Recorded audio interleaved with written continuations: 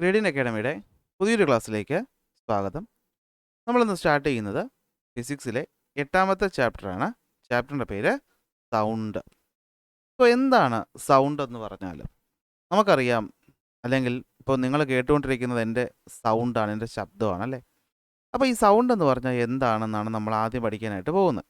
അപ്പോൾ ഇവിടെ ഒരു എക്സ്പെരിമെൻറ്റ് പറഞ്ഞിട്ടുണ്ട്. അപ്പോൾ അതെന്താണെന്ന് നമുക്കൊന്ന് നോക്കാം. വേറൊന്നുമല്ല, ഒരു ഗ്ലാസ് ജാറിനകത്ത് നമ്മളൊരു ബെല്ല് വെച്ചേക്കുകയാണ്, നമ്മുടെ വീട്ടിലെ കോളിംഗ് ബെല്ല് പോലത്തെ ഒരു ബെല്ല്.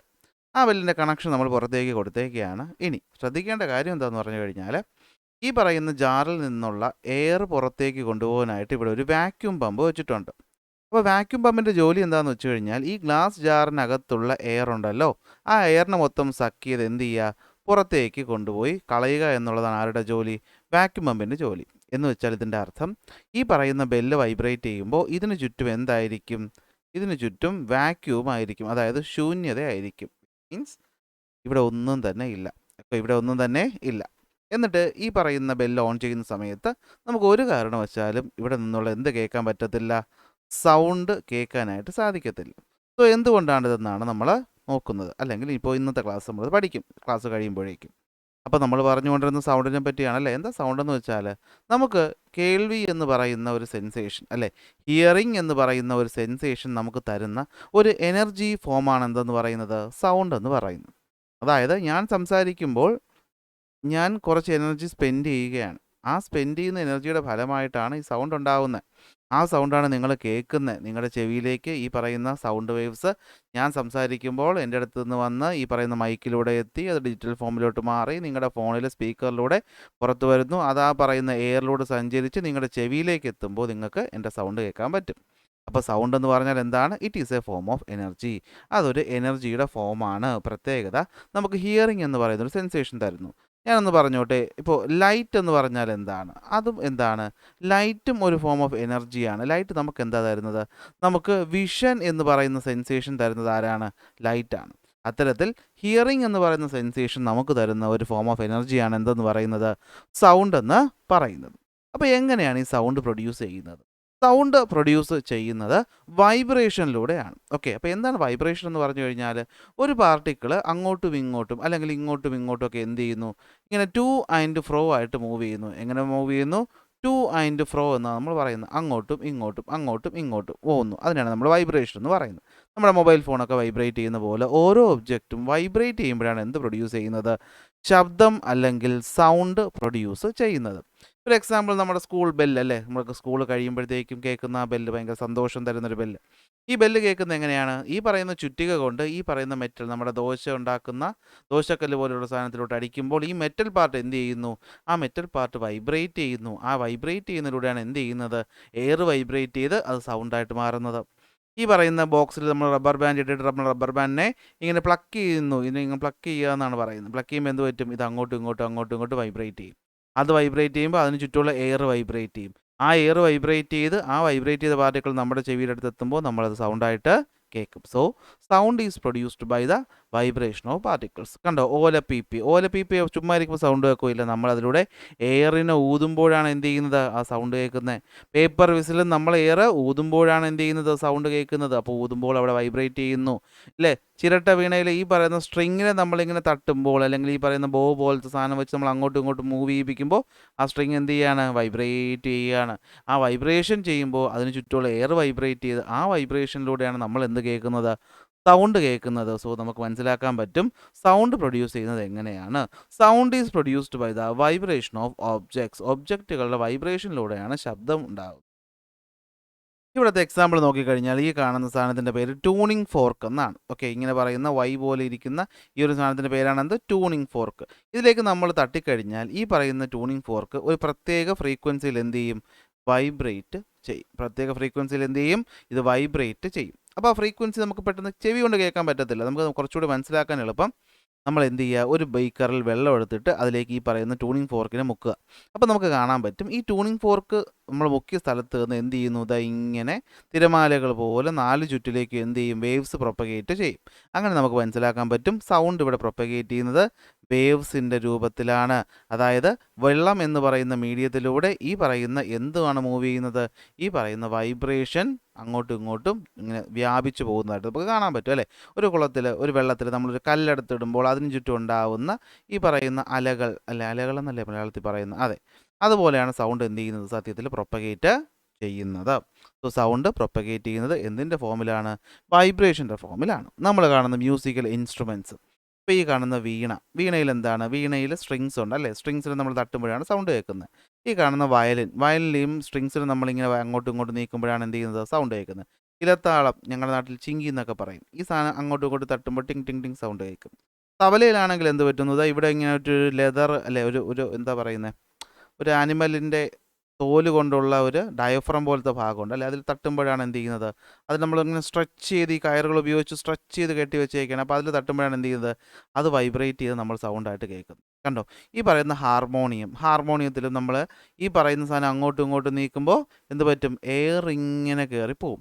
ഈ പോകുന്ന എയർ ഉണ്ടല്ലോ, ഈ പോകുന്ന എയർ ഈ ഇതിനകത്തുള്ള റീഡ്സ് എന്ന് പറയുന്നൊരു ഭാഗമുണ്ട്. എന്തുണ്ട്, റീഡ്സ് എന്ന് പറയുന്ന ഭാഗത്തിൽ കൂടെ കയറി പോകുമ്പോൾ അത് പ്രത്യേക രീതിയിൽ ട്യൂൺ ചെയ്തേക്കാം, സൗണ്ട് കേൾക്കും. ചെണ്ട, സെയിം തബലയുടെ അതേ ലോജിക്ക്, ഒരു സ്ട്രെച്ച് ചെയ്ത മെമ്പറൈനുണ്ട്, അതിൽ നമ്മൾ കോലുകൊണ്ട് തട്ടുമ്പോൾ സൗണ്ട് കേൾക്കും. അപ്പോൾ ഇവിടെയൊക്കെ ഓരോ ഭാഗം, സ്ട്രിങ്സ് ആയിക്കോട്ടെ, ഡയഫ്രം പോലത്തെ ഭാഗമായിക്കോട്ടെ, റീഡ്സ് ആയിക്കോട്ടെ, ഇവയെല്ലാം എന്ത് ചെയ്യുന്നു, ഇവയെല്ലാം വൈബ്രേറ്റ് ചെയ്യുന്നു. അപ്പോൾ വൈബ്രേഷനിലൂടെയാണ് എന്ത് പ്രൊഡ്യൂസ് ചെയ്യുന്നത്, ശബ്ദം അഥവാ സൗണ്ട് പ്രൊഡ്യൂസ് ചെയ്യുന്നത്. ആ കാര്യം ഓക്കെ ആണല്ലോ. അപ്പോൾ നോക്കിയാൽ വീണയിൽ സ്ട്രിങ്സ് ആണ്, വയലിനിലും എന്താണ്, സ്ട്രിങ്സ് ആണ്. ഇലത്താളത്തിൽ എന്താണ്, ഇലത്താളത്തിൽ ഒരു മെറ്റലായിട്ടുള്ള പാർട്ടാണ് എന്ത് ചെയ്യുന്നത്, വൈബ്രേറ്റ് ചെയ്യുന്നത്. തബലയിലാണെങ്കിൽ ഒരു മെമ്പറൈൻ അല്ലേ, നമുക്ക് ലെതർ എന്ന് വേണമെങ്കിൽ പറയാം, ഓക്കെ, ലെതർ ഡയഫ്രം ആണ് എന്ത് ചെയ്യുന്നത്, വൈബ്രേറ്റ് ചെയ്യുന്നത്. ഹാർമോണിയത്തിൽ റീഡ്സ് ആണ്, ചെണ്ടയിലും സെയിം തന്നെയാണ് എന്ത് ചെയ്യുന്നത്, വൈബ്രേറ്റ് ചെയ്യുന്നത്. അപ്പോൾ ഇതിനോട് അസോസിയേറ്റ് ചെയ്ത് വരുന്നത് വീണയിലാണെങ്കിൽ എന്ത് പറ്റും, ഇതുപോലത്തെ ഒരു വുഡൻ ഫ്രെയിം ഉണ്ട്. വയലിനിൽ ഒരു വുഡൻ ഫ്രെയിം കാര്യങ്ങളൊക്കെ വെച്ച് നമ്മൾ ട്യൂൺ ചെയ്യുന്നത്. ഇലത്താളത്തിൽ എയർ തന്നെയാണ് എന്ത് ചെയ്യുന്നത്, വൈബ്രേറ്റ് ചെയ്യുന്നത്. അവിടെ പ്രത്യേകിച്ച് വേറെ ഭാഗമൊന്നുമില്ല. തബലയിലും നമ്മൾ കയറൊക്കെ കെട്ടിയിട്ട് അതിനെങ്ങനെ സ്ട്രെച്ച് ചെയ്ത് വെച്ചിട്ടുണ്ട്, എങ്കിലും എയർ കൂടി വൈബ്രേറ്റ് ചെയ്ത് സൗണ്ട് കേൾക്കും. അപ്പോൾ മനസ്സിലാക്കുക, ഏതൊരു ഭാഗവും എന്ത് ചെയ്യുന്നു, സൗണ്ട് പ്രൊഡ്യൂസ് ചെയ്യുന്നത് as A result of vibration. ആ കാര്യം നമ്മൾ സെറ്റ് ചെയ്തു. ഇനി മനുഷ്യൻ്റെ കാര്യത്തിലോട്ട് വരുമ്പോൾ നമ്മളൊക്കെ ഇവിടുന്ന് സൗണ്ട് ഉണ്ടാകുന്നത്, നമുക്ക് സൗണ്ട് ഉണ്ടാകുന്ന നമ്മുടെ തൊണ്ടയിലിരിക്കുന്ന ഒരു ഭാഗമുണ്ട്. ആ ഭാഗത്തിൻ്റെ പേരാണെന്ത്, വോക്കൽ കോഡ്. ഇതാണ് വോക്കൽ കോഡ്. ഓക്കെ, ഈ വോക്കൽ കോഡാണ് എന്ത് ചെയ്യുന്നത്, നമ്മൾ സൗണ്ട് പ്രൊഡ്യൂസ് ചെയ്യുന്ന ഭാഗം എന്ന് പറയുന്നത്.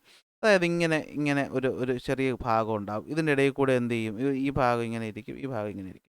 ഇതിനിടയിൽ കൂടെ എയർ പോകുമ്പോഴാണ് എന്ത് ചെയ്യുന്നത്, ഇത് വൈബ്രേറ്റ് ചെയ്ത് ആ വൈബ്രേഷനാണ് നമ്മുടെ സൗണ്ട് എന്ന് പറയുന്നത്. സംശയമുണ്ടെങ്കിൽ നിങ്ങൾ സംസാരിക്കും, നിങ്ങളുടെ തൊണ്ടയിലോട്ടൊന്ന് കൈവച്ച് നോക്കി, നിങ്ങൾ തൊണ്ടയിലോട്ട് കൈവയ്ക്കുമ്പോൾ നിങ്ങളുടെ സൗണ്ട് എന്ത് ചെയ്യും, മാറുന്നതായിട്ട് നിങ്ങൾക്ക് ഫീൽ ചെയ്യാൻ പറ്റും ഇല്ലേ. കാരണം നമ്മൾ പുറത്തുനിന്ന് പ്രസ് ചെയ്യുമ്പോൾ ആ വൈബ്രേഷന് തടസ്സം ഉണ്ടാകും, അപ്പോൾ നമ്മൾ സൗണ്ട് കുറയും അല്ലേ. ആരെങ്കിലും നമ്മുടെ കൊങ്ങി കുത്തിപ്പിടിച്ചാൽ നമ്മൾ സൗണ്ട് എന്ത് ചെയ്യത്തില്ല, പുറത്തോട്ട് വരത്തില്ല. എന്തുകൊണ്ടാണ്, കാരണം നമ്മുടെ തൊണ്ടയിലിരിക്കുന്ന ഈ കാണുന്ന വോക്കൽ കോഡ് എന്ന് പറയുന്ന ഭാഗം വൈബ്രേറ്റ് ചെയ്യുമ്പോഴാണ് സൗണ്ട് ഉണ്ടാക്കുന്നത്. ആ വൈബ്രേഷൻ തടസ്സപ്പെടുത്തിയാൽ സൗണ്ട് പ്രൊഡ്യൂസ് ചെയ്യത്തില്ല. സോ ഹ്യൂമൻസിൽ സൗണ്ട് പ്രൊഡ്യൂസ് ചെയ്യുന്ന ഭാഗം ഏത് എന്ന് ചോദിച്ചാൽ അത് വോക്കൽ കോഡാണ്. അത് നമ്മുടെ ലാരിങ്സിൻ്റെ അടുത്തായിട്ടാണ് എന്ത് ചെയ്യുന്നത്, കാണപ്പെടുന്നത്. ഓക്കെ, അപ്പോൾ the sound is produced when the vocal code in the upper part of the larynx vibrate. ഇവിടെ ആയിട്ടാണ് എന്തിരിക്കുന്നത്, ലാരിങ്സ്. കാരണം വി പോലെ ഇരിക്കുന്ന ഭാഗമാണ് ലാരിങ്സ് എന്ന് പറയുന്നത്. ഓക്കെ, അപ്പോൾ മൃദംഗത്തിനകത്ത് നമുക്കറിയാം ലെതർ ഭാഗമാണ് വൈബ്രേറ്റ് ചെയ്യുന്നത്, ഡയഫ്രമാണ് വൈബ്രേറ്റ് ചെയ്യുന്നത്. ഫ്ലൂട്ടിലാണെങ്കിൽ എയർ ആണല്ലേ വൈബ്രേറ്റ് ചെയ്യുന്നത്. നമ്മൾ എയറിന് ഒരു പ്രത്യേക രീതിയിൽ ആ ഹോളുകളിൽ കൂടെ കടത്തിവിടുമ്പോഴാണ് നമ്മൾ ശബ്ദം കേൾക്കുന്നത്. ഗിത്താറിലാണെങ്കിൽ സ്ട്രിങ്സ് ആണ് എന്ത് ചെയ്യുന്നത്, വൈബ്രേറ്റ് ചെയ്യുന്നത്. ഇനി നമ്മുടെ പല അനിമൽസും സൗണ്ട് ഉണ്ടാക്കാറുണ്ട് അല്ലേ. ഹണി ബീയുടെ വിങ്സ് അടിക്കുമ്പോൾ നമ്മൾ സൗണ്ട് കേൾക്കും. എലഫൻറ്റിലെ വോക്കൽ കോഡ് കൂടിയാണ് അത് ട്രംപറ്റ് പോലത്തെ സൗണ്ട് ഉണ്ടാക്കുന്നത്. മൊസ്കിറ്റോയുടെയും വിങ്സ് അടിക്കുമ്പോഴാണ് നമ്മൾ ഈന്നൊരു സൗണ്ട് കേൾക്കുന്നത്. കാരണം ആ ചെറിയ വിങ്സ് ആണ്, അത് സ്പീഡിലാണ് മൂവ് ചെയ്യുന്നത്. അപ്പോൾ ഫ്രീക്വൻസി ഹൈയിലായതുകൊണ്ട് നമ്മൾ ഈന്നൊരു മുളൽ കേൾക്കും അല്ലേ. സിക്കാഡ, നമ്മുടെ ചീവീടിൽ ഇവിടെ കിടപ്പുണ്ട്. ടിമ്പൽ എന്ന് പറയുന്നൊരു ഭാഗമാണ് അതിന് ഈ പറയുന്ന ഒരു വൃത്തികെട്ട സൗണ്ട് എന്ത് ചെയ്യുന്നത്, പ്രൊഡ്യൂസ് ചെയ്യുന്നത്. ഓക്കെ, ഇത് ടിമ്പൽ എന്ന് പറയുന്ന ഭാഗമാണ് സിക്കാഡയിൽ സൗണ്ട് പ്രൊഡ്യൂസ് ചെയ്യുന്നത്. കുക്കു, നമ്മുടെ കുയിലിനാണെങ്കിൽ സൈറിങ്സ് എന്ന് പറയുന്ന ഭാഗമാണ് എന്ത് ചെയ്യുന്നത്, നമ്മുടെ ലാരിങ്സ് എന്നൊക്കെ പറയുമ്പോൾ സൈറിങ്സ് എന്ന് പറയുന്ന ഒരു ഭാഗമുണ്ട്. അതിൽ നിന്നാണ് അതിൻ്റെ ആ ഒരു കൂ സൗണ്ട്, ഓക്കെ, നല്ല രസമുള്ള സൗണ്ട്, എൻ്റെ പോലത്തെ വൃത്തിയുടെ സൗണ്ട് അല്ല, ഓക്കെ, അതെന്ത് ചെയ്യുന്നത്, കേൾക്കുന്നത്.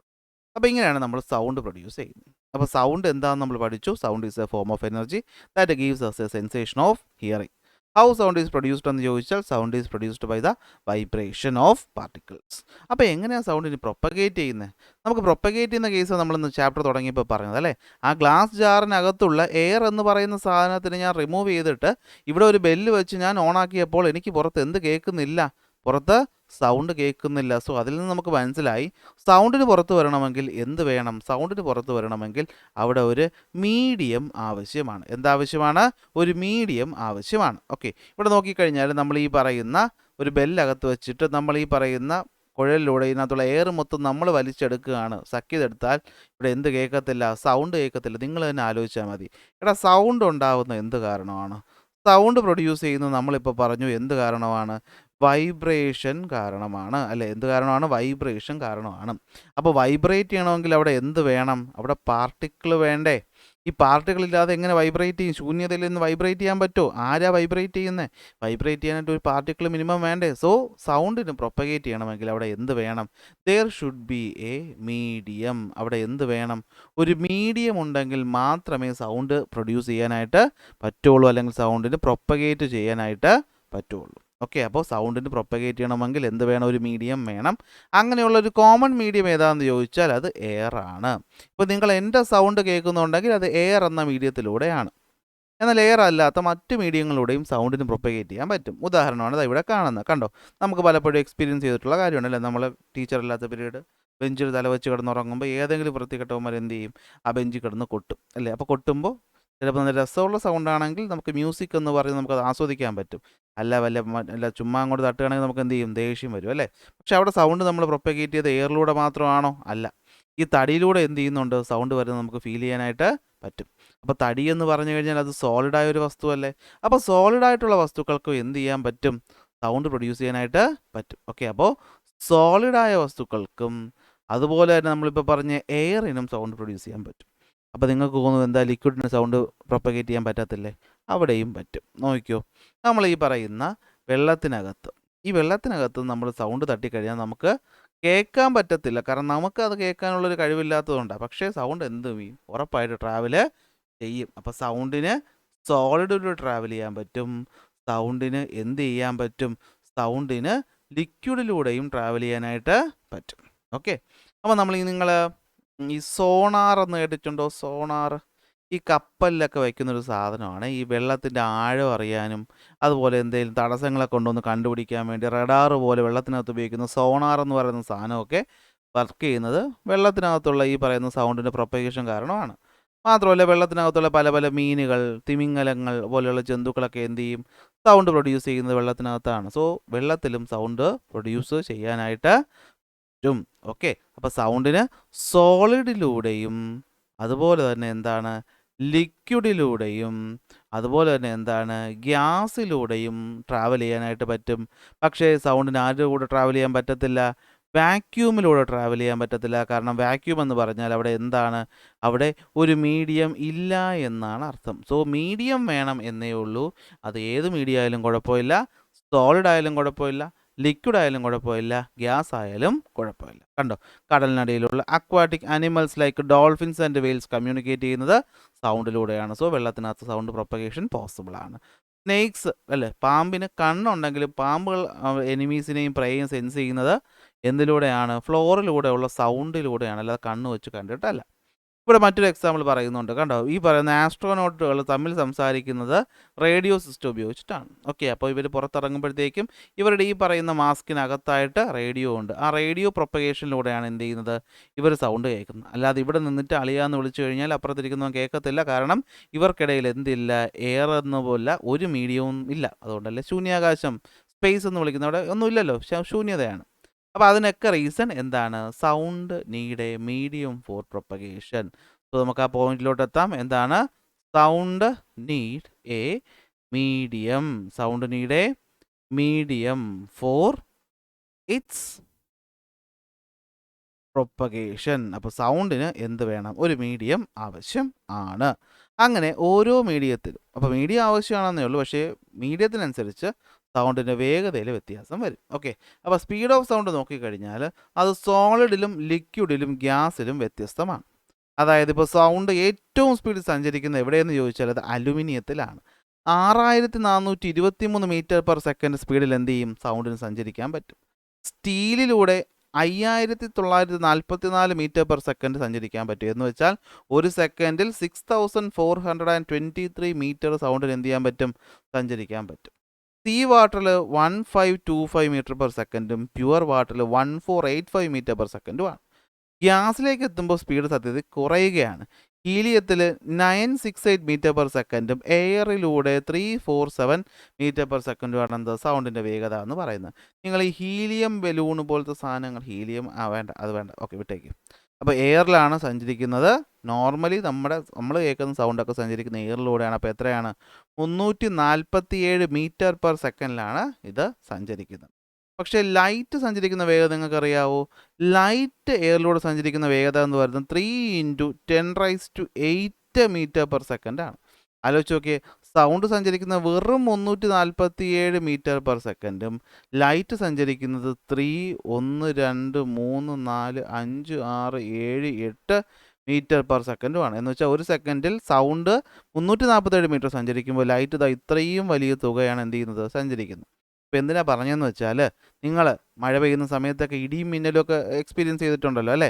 മിന്നലിൻ്റെ പ്രകാശം നമ്മൾ കണ്ടു കഴിഞ്ഞ് കുറേ സമയം കഴിയുമ്പോഴാണ് നമ്മൾ എന്ത് കേൾക്കുന്നത്, ഇടിയുടെ ശബ്ദം കേൾക്കുന്നത്. കാരണം ലൈറ്റാണ് സ്പീഡിൽ സഞ്ചരിക്കുന്നത്, സൗണ്ടിന് അത്രയും സ്പീഡില്ല. അപ്പോൾ ഒരുമിച്ചാണ് ഇടിയും മിന്നലും ഒരുമിച്ചാണ് ഉണ്ടാവുന്നതെന്ന് നമുക്ക് കരുതാം. പക്ഷേ മിന്നൽ ആദ്യം നമ്മുടെ അടുത്ത് എത്തും, എന്നിട്ടേ ആരെത്തുള്ളൂ, സൗണ്ട് എത്തുള്ളൂ. കാരണം സൗണ്ട് ലൈറ്റിനെ അപേക്ഷിച്ച് സ്ലോ ആണെന്നുള്ള കാര്യം നിങ്ങൾ എന്ത് ചെയ്യുക, മനസ്സിലാക്കുക. അപ്പോൾ സൗണ്ട് ഏറ്റവും വേഗതയിൽ സഞ്ചരിക്കുന്നത് സോളിഡിലാണ്. കാരണം സോളിഡിനകത്ത് പാർട്ടിക്കിൾസ് വളരെയധികം അടുത്തടുത്തായിട്ടാണ് ഇരിക്കുന്നത്.